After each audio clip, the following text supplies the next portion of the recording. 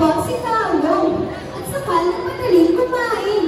Nang matapos siyang kumain ay tinanong niya ang kanyang takot at saka sinabi,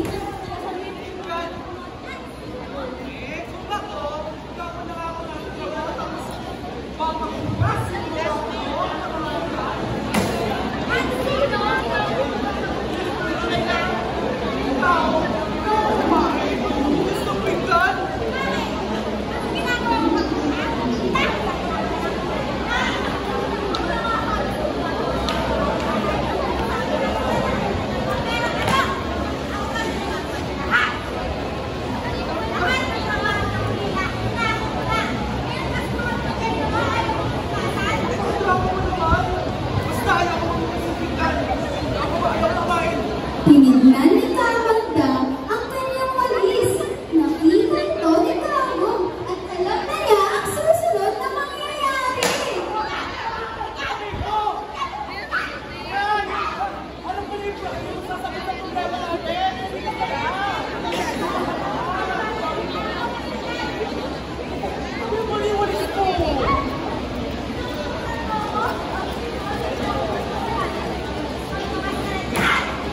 Habang sila ay nagtatalo, dumating ang kanilang anak galing sa eskwelahan.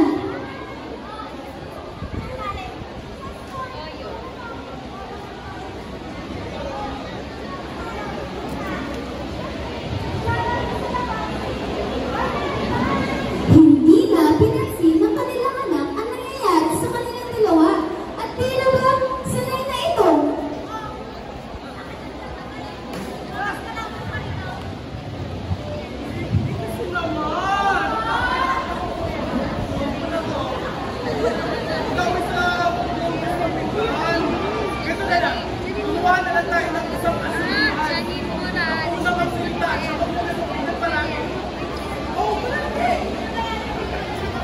Naghanda si Kaogot na ibahagi ang naiisip niyang paraan.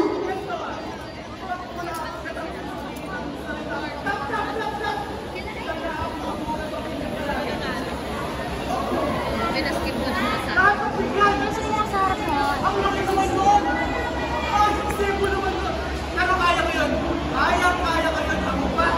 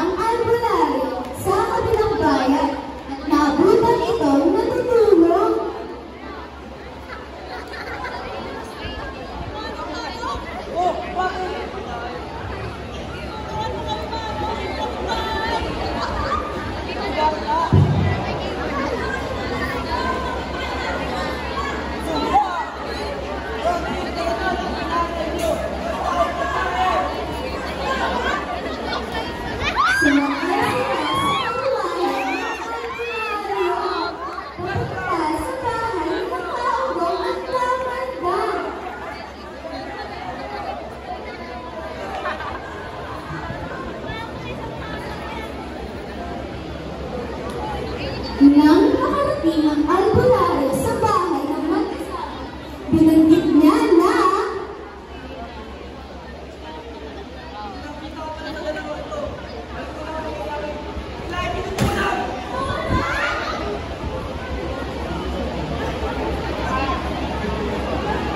Tahimik ka muna! Aray ko, sakit pa. Kailangan mo ng tulong nyo! Oo, lahat kayo! Dahil malakas! Malakas!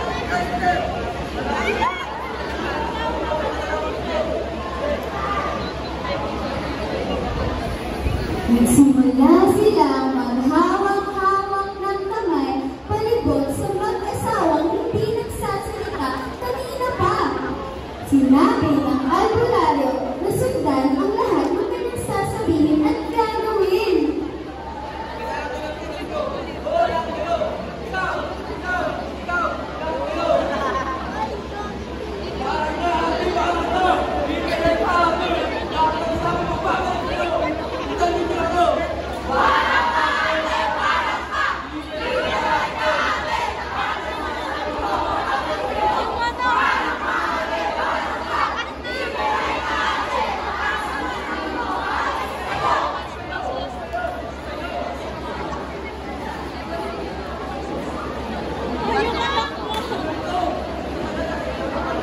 Yung walang nagaya sa kanila!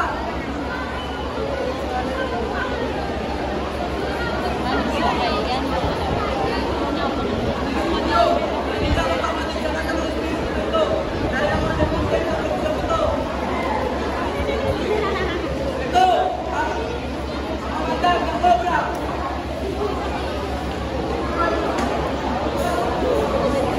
Walang tasa!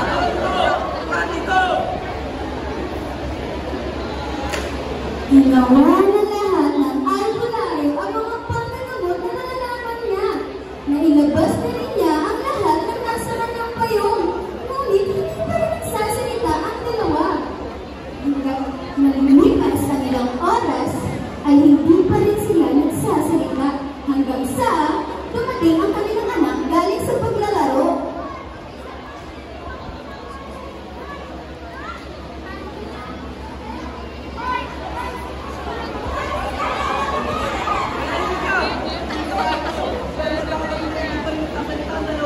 Kapag tumagal pa ay maaaring kunin ang kanilang espiritu! Cellphone ko talaga. Tinatawag ng albularyo ang mag-asawa